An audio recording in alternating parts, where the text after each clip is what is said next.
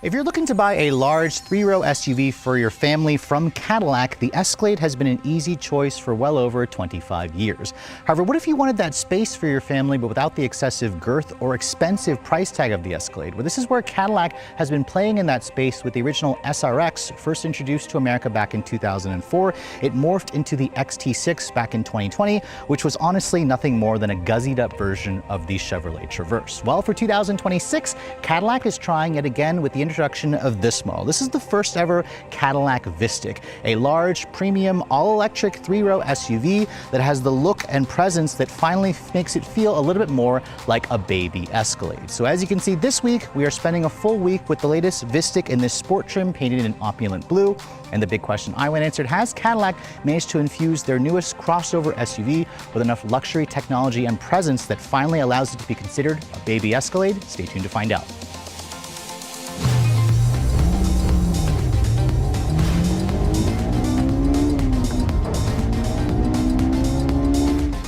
So clearly Cadillac has done a much better job in the design department for the all-new Vistic, especially if you have it parked next to the old XT6. But before we start talking about the design, let me first go ahead and pop the hood and show you guys if this vehicle has a front trunk. Now, just like some other GM vehicles built on this particular Ultium architecture, the company decided not to include a front trunk storage space. But since we're underneath here, let's go ahead and talk about the very impressive powertrain specs.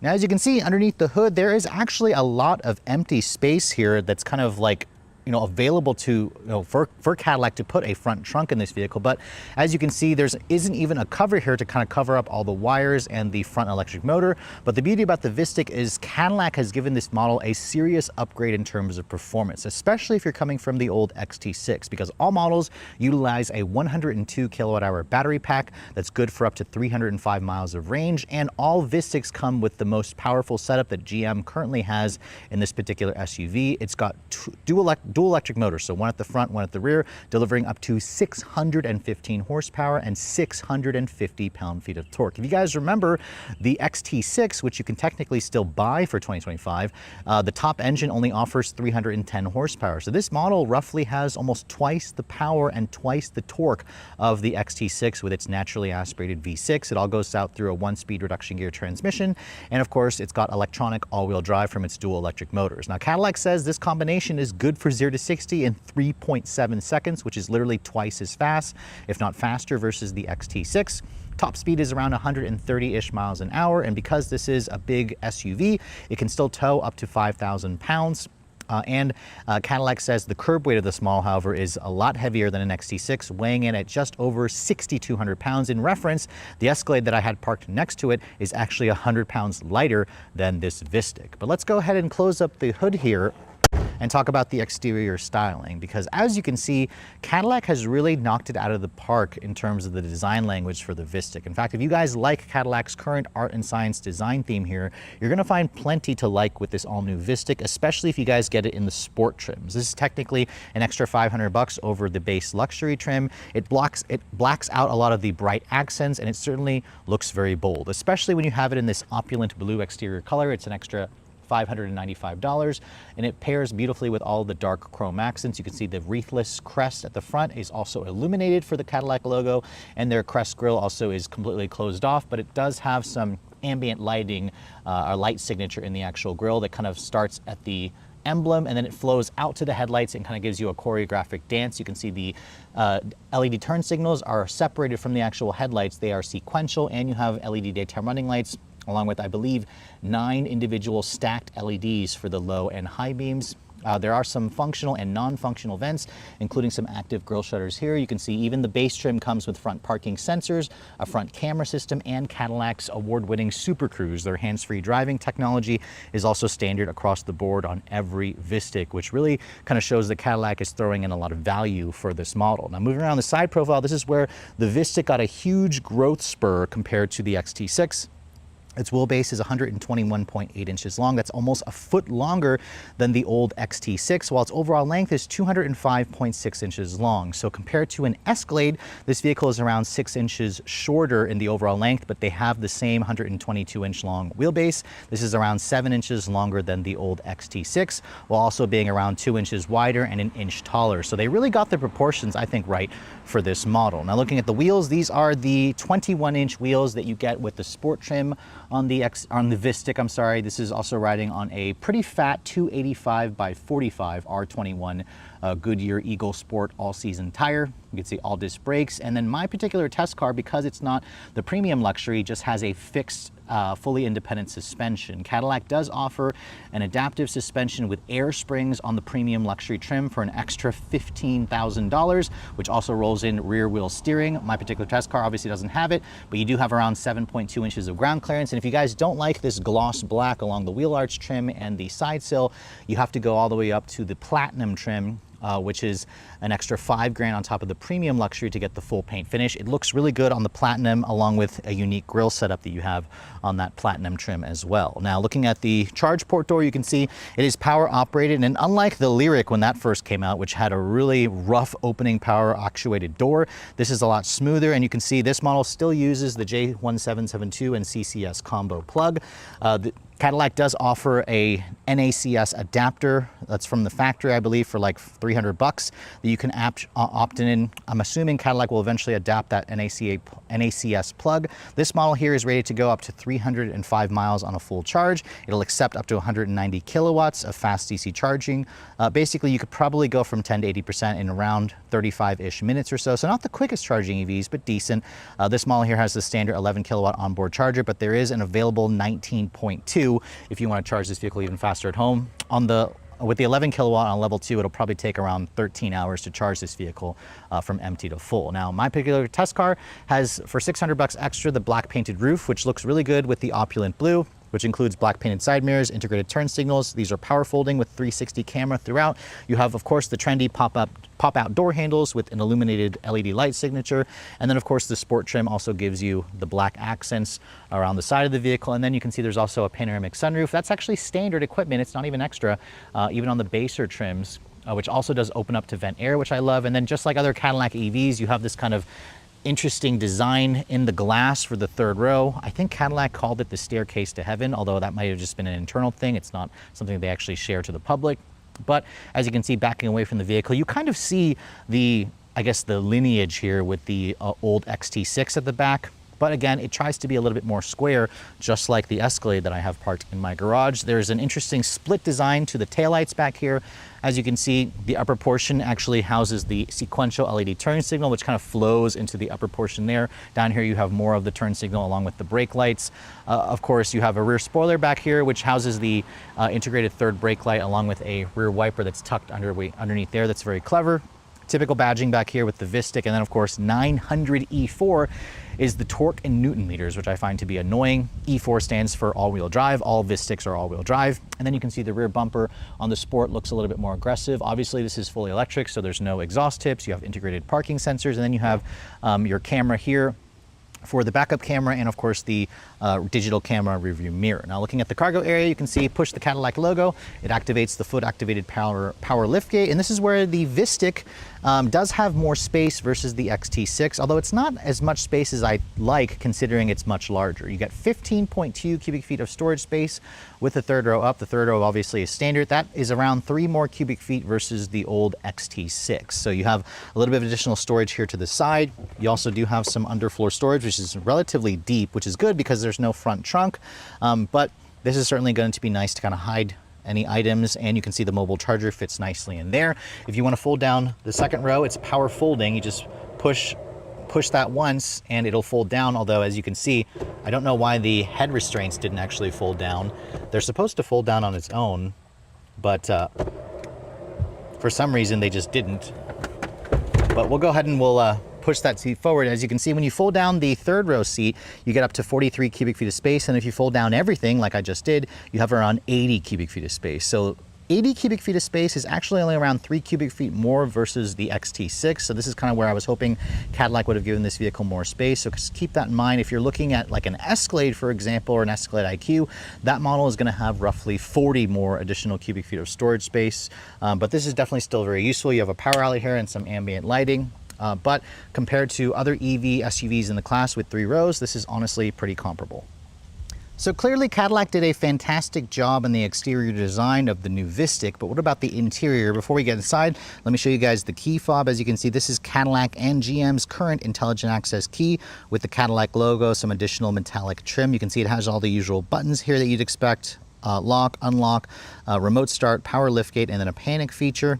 When you have the vehicle locked, the mirrors will fold, well actually they're supposed to fold in, but for some reason they're turned off. But when you unlock the vehicle, this is kind of where, just like other EVs, the door handles you can see will pop out, and you basically just pull out on the door handle and that will allow you to enter the vehicle. Now, looking at the rest of this cabin, as you can see, my particular test car has the opulent blue exterior with the jet black interlux. So this is technically a synthetic leather. Cadillac does offer an even higher quality synthetic leather called Nuvolux that you will get on the premium luxury and the platinum trims. For a base, faux leather, I have to say this is honestly pretty impressive looking. It feels really nice. The seats are also perforated, which means they're heated and ventilated.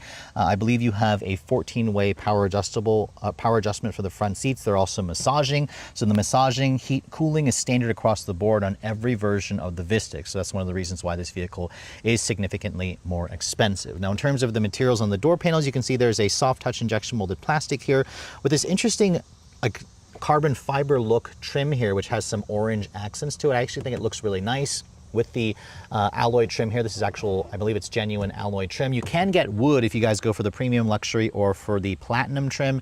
You have a nice padded armrest area here. I don't love the piano black plastic here. This is the door handle. If you pull that, that's what will open up the doors. It actually feels like a traditional mechanical lever. There's more aluminum trim here. And then this model also comes with, I believe, the 22 speaker AKG audio system, which sounds pretty good for a standard premium audio. It's definitely nice. You have hard touch plastic here and this kind of interesting texture here, which kind of looks and feels a little cheap.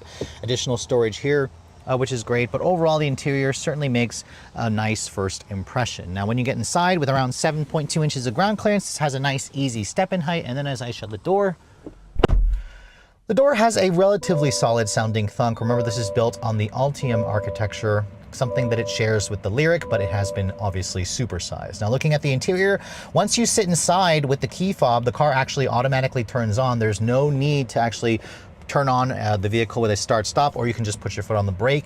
It's kind of similar to what Tesla does. A lot of EVs do this, which is definitely a nice touch that you can kind of quickly get used to. And unlike the Escalade IQ, or even think about the XT6, this is a huge upgrade in terms of technology. Now, the Escalade IQ has a massive 55-inch pillar-to-pillar display.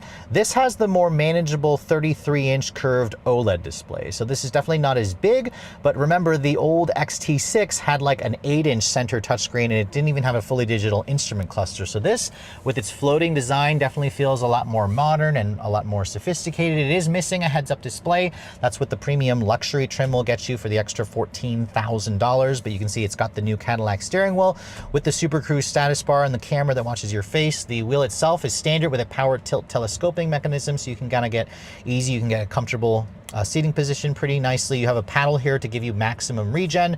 This engages velocity max mode, where you want the full 615 horsepower. There's a heated steering wheel along with your Super Cruise buttons here and your audio control switches and whatnot. You can see the gauge cluster. You can customize the way this looks to go from basically a sport or touring look for the gauge cluster by taking it out of the linking for the drive mode. You can see it actually looks pretty good. I like it more in sport mode. Preferably. You can see there's also an energy monitor. You can pull up a map display, assist display, of course, and then you can kind of go to a clean look if you guys don't want all that additional stuff. And then over here on this side, you can see this is the center touchscreen, which I don't actually have the extra, or what the dimension is of this screen here, but you can see it's got Google built in. It's based off of Android Automotive, and of course, just like other Cadillac EVs, there is no wireless CarPlay or Android Auto, so that's super frustrating. But at least you have Google Maps built in, you have Amazon Music, Spotify. You can go into the Google Play Store and download Waze, for example, but if you're looking for Apple Music, that's where you're out of luck. Cadillac does not play, or at least GM system here does not play with Apple Maps, which I think is an issue, especially if you're gonna have me use the native system to get rid, of course, of Apple CarPlay or Android Auto. Now going back to this is the home display pretty much here. There's your full 360 camera, which includes trajectory and distance markers. That is even standard on the base trim. So again, there's a reason why this car is a lot more expensive. The camera quality and resolution, I have to say, isn't the best. If I put the vehicle into reverse, it gives you the trajectory and distance markers. There's your backup camera. Nothing super special. I actually wish it took up more of the entire screen. But remember, this interior kind of is similar more to the Lyriq as opposed to being more similar to the Escalade IQ. Now there is a dedicated off button there. If I want to turn off the vehicle, I can just tap that there. Or if I accidentally did that, I can just put my foot back on the brake. That'll activate that. You can adjust the ambient lighting in this interior just like you can in other Cadillac models. And you can also use the Google Assistant. The charging display here allows you to kind of adjust how you want to charge the vehicle, what percentage you want to charge it to, sign into your Escalade or My Cadillac account, or you kind of go into your settings over here. So this system is pretty quick and snappy, easy to use. It's practically nearly perfect. It just needs Apple CarPlay and Android Auto. So I'm hoping Cadillac will eventually, like other GM EVs, regress and add that back. You can see there's your drive mode selector for this vehicle. It does have 4 modes, a touring, sport, snow, ice, and then a my mode. You can turn on and off your regen braking from there. Cadillac offers either off, normal, or high, and it's a very, very strong regen braking. It looks like if you go into the my mode here, you can actually adjust how you want the suspension to be and the steering and the brake feel. So it actually looks like this model does come with an adaptive suspension, which we'll try out later on the road. I personally like being able to put everything in sport except for the suspension, so I can kind of have that in comfort. That's kind of like my go-to if I'm going to customize the drive settings. You can see the Vistic does include a separate screen here. I believe this is 8 inches. This allows you to adjust your climate control functions. I believe there's a 3-zone climate control. You can also go into your, I guess, like a representation of the climate. You can go into your seat controls here, activate the heated and cooled seats, the heated steering wheel, and there's also a massage function. You can see there's actually only 4 different types of massage. It looks like with 3 different intensities. It's nice how it's standard. You can adjust it from the screen over here, or you can also just push this button here. That'll activate that the seat controls you can see are located here along with your 2-person memory.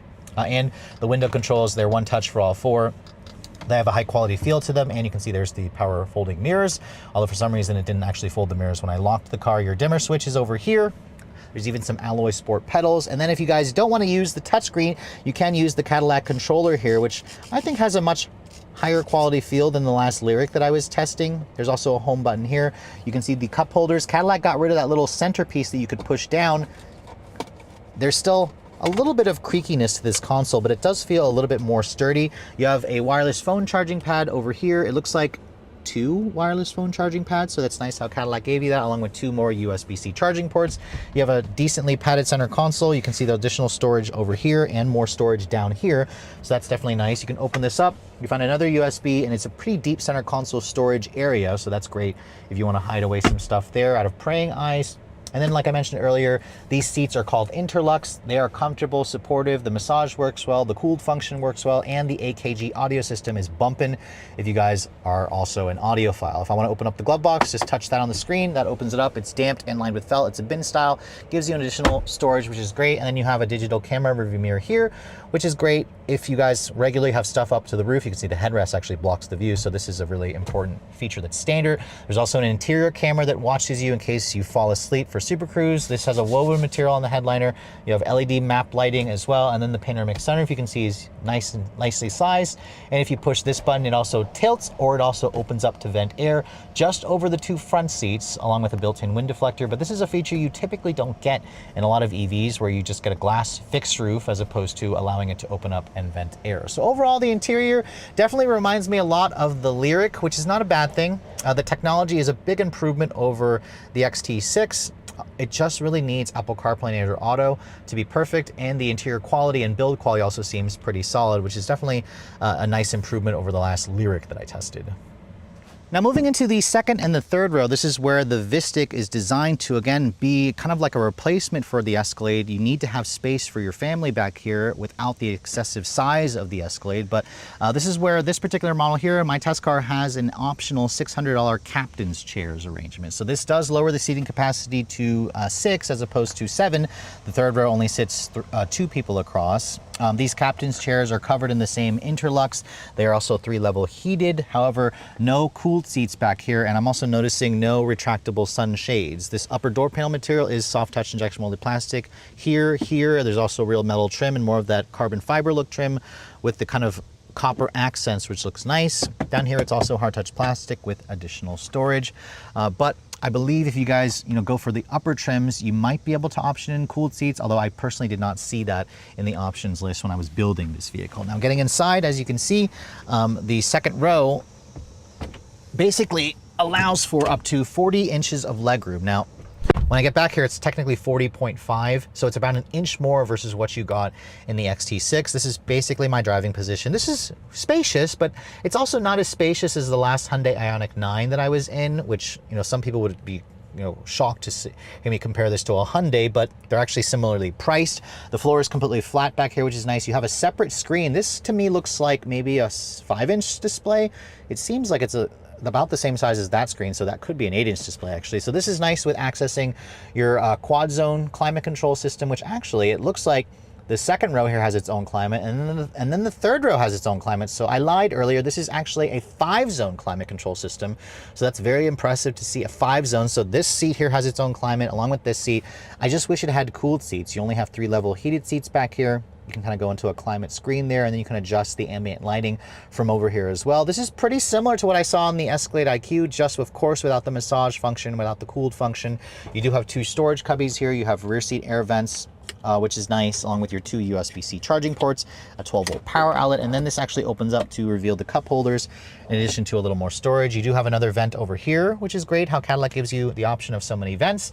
And then the sunroof, as you can see, comes into the second row. It allows you to kind of get more light. The headroom space, as you can see, for somebody my height at 5'7", I have plenty of headroom still, so this is pretty easy to get comfortable. And then I can slide this seat forward and back via this little lever, which when I move it all the way up, there's no space, but I can also recline the seat, although that's not the most, I guess, aggressive recline. So it is nice to kind of get comfortable. These headrests, I have to say, are annoying because they come forward too much and your head is practically hitting this upper portion. So I don't love the shape of that head restraint there. So I think that's kind of something Cadillac could work on. But let's go ahead and hop into the third row of this vehicle, because that's where the old XT6 had a few problems there. Now to get into the third row, the button to get back here makes it pretty easy, but it's also pretty low. I guess this is good for kids. If you have small kids, they're gonna see that pretty easily. Just push that, you can see, push that again and hold it. It'll slide the seat forward and out of the way. And this is great if you have a child seat anchored here, because it'll still allow you to slide the seat forward. You can see the third row only seats 2 people across as opposed to 3 like in an Escalade IQ, for example. But when you climb back here, you can see, I have to say the seat, the floor is pretty like high up, but once I climb over into this side here, you can see this is with the seat all the way back. Cadillac says you have around 30.5 inches of legroom back here, which is around an inch more than the XT6. It's not great. I would definitely be a little bit uncomfortable back here, although I can do this with the seat all the way back for shorter trips. If you're going to be more comfortable, you'd ask this passenger to move their seat up a little bit. You can see with that interesting design in the glass, you kind of have to see through these little lines back here. At least it is nice and leather padded over here. You do have third row air vents along with the USB-C charging port. You have 1 cup holder on this side, and then on the passenger side you also get the same thing along with the padded leather there, which is a nice touch. There is also an unexpected glass roof here in the third row, which allows you to get a little bit more light, so it kind of helps to not make you feel claustrophobic back here, which is nice. And then in terms of the headroom space, if I lean back, there's actually maybe an inch of additional clearance, so this is not bad. This is actually usable for adults. It's pretty comparable to the last Hyundai Ioniq 9 that I tested, so I think Cadillac did a great job in making this vehicle a lot more family friendly, especially if you guys are coming out of the smaller XT6. So Cadillac obviously has had so much success with the Escalade, and unfortunately for the company, they really haven't had a chance to trickle down that three-row family SUV success from the big Escalade into a smaller, more manageable unibody crossover. But now, of course, they've got the Vistic, and this model, as you guys know, is a very, very big upgrade from the XT6, especially in terms of size, in terms of performance. This model, of course, with its standard dual electric motors, offers up to 615 horsepower. 615 horsepower is just absolutely insane, given what the XT6 just had with its optional V6 engine, making just 310 horsepower. This is again a big upgrade versus that model, especially if you guys are coming from the old XT6. Now, Cadillac says the performance of this model is good for around 3.7 seconds to get to 60, which honestly is faster than most of its rivals. Even the Hyundai Ioniq 9, the last one that I tested, took around 4.5, 4.6 seconds. So the last Vistic that I drove when I was out in Detroit for the first drive for this vehicle did it in around 4 seconds. So to get the best time, you basically have to hit the V button here to get the Velocity Max driving mode, obviously to give you the full power, and have the vehicle in sport mode. My test car is the sport trim with the smaller 21-inch wheels. So let's go ahead and see what we can get 0 to 60 wise. I had to move my 0 to 60 timer up here, and that's because it doesn't get very good signal on the dashboard, which is kind of annoying, but we'll just go ahead and floor it and see what we can get here. Holy smokes! Wow. So on that run, we just got 3.68 seconds there. 3.68 is pretty much right on with Cadillac's number of 3.7, and that makes this vehicle about a second faster versus the Korean rivals like the Hyundai Ioniq 9 or the Kia EV9, which eventually Kia is going to do a GT version of the EV9, which I'm hoping I'll get a chance to drive probably by early next year. I don't know when Kia is going to do the drive program for that vehicle, but this is definitely, punching above its weight in terms of acceleration. It's kind of, impressive that this is the standard powertrain. In fact, this is the standard powertrain that's in the Lyriq V. Let's try another run here. This time it's a little bit more uphill. Just slams you back into the seat. 3.83 seconds there. That's with it more going slightly uphill. Every time you put your foot down, this thing just feels so fast. I mean, if you have this thing loaded up with up to 7 people, or if you're towing 5,000 pounds, you have plenty of power to get around town, to pass people. And that's what I love about the Vistic, is it comes standard with the crazy fast powertrain. There's no detuned version of this powertrain, which I'm actually thinking Cadillac could easily do. I mean, they could just put the 500 horsepower version of this powertrain in a baser model and reduce the price by 10 grand. I think they actually should consider that, because this is definitely a very expensive car. Now, of course, this particular one that we're driving is missing the rear wheel steering, which I believe can steer the rear wheels by up to 5 degrees. It'll improve the handling. It'll improve the ride quality with the adaptive air springs as well. But I have to say, for a vehicle that weighs 6,200 pounds, the steering, as you can see, is relatively quick and precise. The suspension is just very, very soft. Even when it's in its sport setting, this is with the dampers in its firmest setting. I actually think the ride is fine. It's really only over the bumpiest or crappiest roads you're gonna notice the kind of jitteriness, but my test car has the smaller 21-inch wheels. I imagine if you're driving one that has the 23-inch wheels, which technically, if you have the 23-inch wheels, you're gonna have the adaptive air suspension because it's only paired in when you guys go for the Platinum trim. This thing actually has a pretty good ride. I actually think the ride in this vehicle is better versus the last Hyundai Ioniq 9 that I drove. The body motions are a little bit more in check. The rattling that you're hearing is my annoying gimbal that keeps moving about in the center console space here. But the one-pedal drive in this vehicle, I think, is a little bit too intrusive at times. Don't even have it in high. I have it in its normal setting, which I think is actually too strong. Thankfully, it is a full one-pedal drive that'll bring you down to a full stop, which is nice. I also love the digital camera rearview mirror in this car, which does a great job at just getting rid of the compromised view out of the back. Again, if you drive this vehicle normally, it has that actual electric motor sound, but there isn't much noise in this vehicle. It's a relatively refined car that's gonna be great for those longer road trips. So if that's important to you, you're gonna really prefer that of course, when you are considering some of its rivals, because that's one of the reasons why you go for a luxury brand. Now I want to try one more 0 to 60, although I'm going to take it out of velocity max mode because I want to see if it makes a difference. This road here is pretty level, and we're just going to floor it and see what we can get here. Definitely feels slower from a stop. 4.4 seconds there. So when you have it in V max mode, it's going to shave around 0.8 seconds off the 0 to 60 time. 3.68 is very impressive. So Cadillac should be pretty proud, but there is room for a less powerful detuned version to do in the 4.5 second range, which still keeps up with most of its rivals. Now, the one vehicle that I haven't had a chance to drive is the Rivian R1S, and that model is crazy fast, especially if you guys go for the if you go for the quad motor version of that. But this honestly is going to be plenty fast enough for most people. Now I'm going to switch the drive mode into its tour setting. It still feels really fast even in its tour setting, so that's really impressive how fast it is.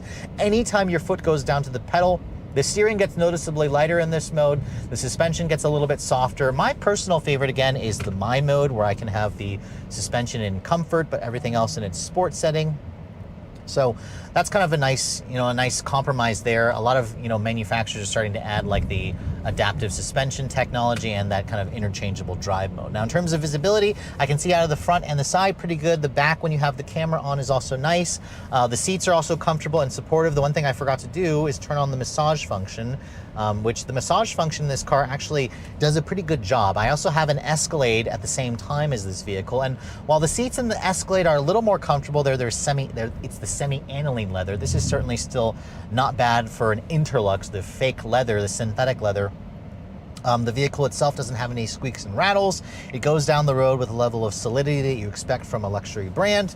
And at the same time, this thing is road trip ready. And I also forgot to mention, we started off this review with a full charge, or just under a full charge. It was showing 340 miles of range. That's very impressive how this vehicle actually does have 340 miles of range, considering it's only rated at 305 miles of range. Of course, Super Cruise is also going to be standard on this vehicle. It's one of the best hands-free driver assistance tech you're going to find.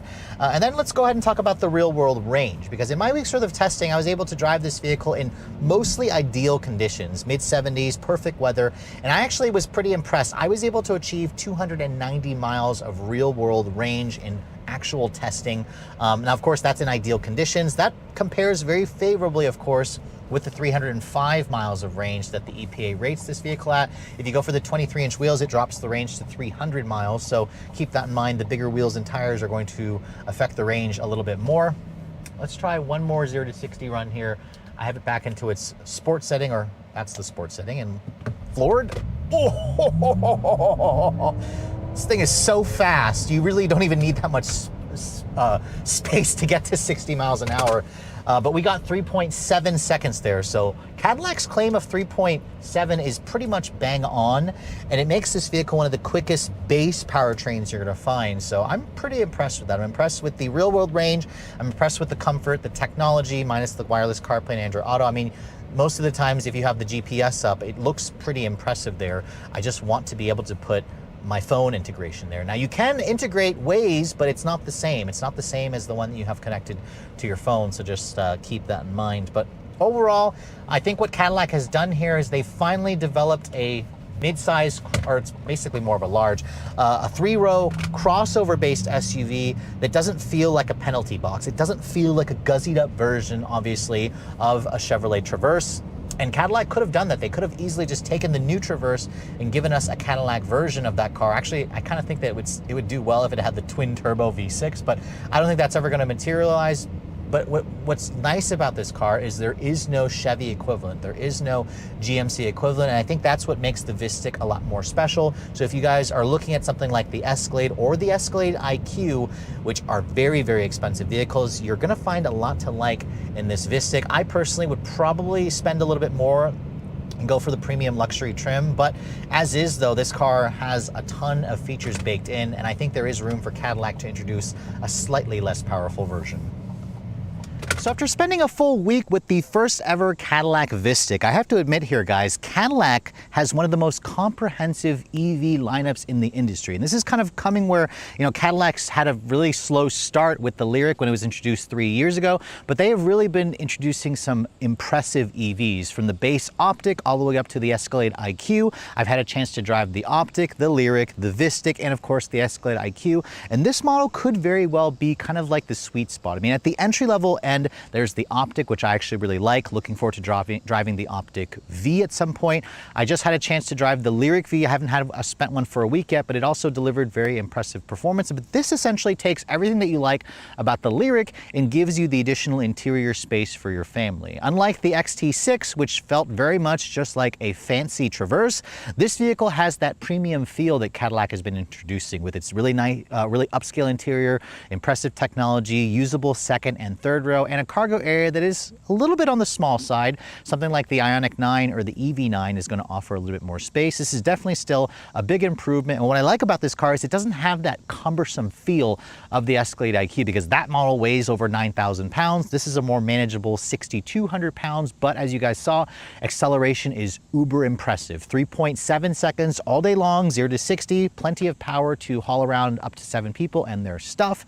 And it's really going to shock people, especially if you're trading out of your XT6 and into something like this. Now, here's kind of the sad thing about the Lyriq or the Vistic is it's a lot more expensive versus the XT6, because you could buy an XT6 today at a starting price of just under $50,000, which I know is a steal compared to what this car starts at, because the Vistic starts at just under $78,000. Now, I should point out that this vehicle is extremely well equipped. If Cadillac would introduce a less powerful version without Super Cruise, without the massage ventilated and cooled seats, with a little bit less features, they could introduce a model that's probably, I want to say, $65,000, which seems more like the sweet spot. I mean, if you're looking at something like the Ioniq 9, that starts at around $58,000, and EV9 starts at around $57,000. So I think Cadillac should consider introducing a cheaper version that's around $10,000 less than this vehicle. But regardless, it does come extremely well equipped. And also keep in mind, if you look at a fully loaded XT6, those can top out at around $75,000. And for $77,000, I'd go with the Vistic all day long. Now, my particular test car is the Sport trim for an extra $500, and it basically adds the captain's chairs and the black painted roof and the color upcharge. All in, this model here is around $82,000, which actually is not that bad, because the last Ioniq 9 that I tested was $79,000. An EV9 GT line from Kia is also around $80,000, around $78,000 fully loaded. But then there's also vehicles like the Rivian R1S, which is almost $100,000 to start, so that's a lot more expensive. A Model X is also a lot more expensive. There's a ton of value to be had here, and I think that's where the Vistic becomes a really enticing proposition, especially, again, if you guys don't need the excessive weight and size of the Escalade IQ, because that model starts at like $150,000, so there is a substantial discount to be had here for this model. But also keep in mind, if you guys are looking at the Premium Luxe trim, that's an extra $15,000. And then there's the Platinum trim, which is like around $20,000 more. So you can option this vehicle up to be well over or a little under $100,000, which I think is a little expensive at that end. But this model here at around $82,000 is definitely a strong value for what you're getting in terms of real-world range, in terms of performance, in terms of luxury, in terms of technology. But with all that said, hope you guys have enjoyed my full overview on the brand new 2025 Cadillac Vistic in this sport trim. If you're also looking to see the latest cars I'm testing, be sure to follow me on Instagram at redline_reviews, like us on Facebook, and as always, guys, please keep subscribing to the Redline Reviews YouTube channel for all the latest reviews. Thank you so much for watching. I'll catch you all in the next video.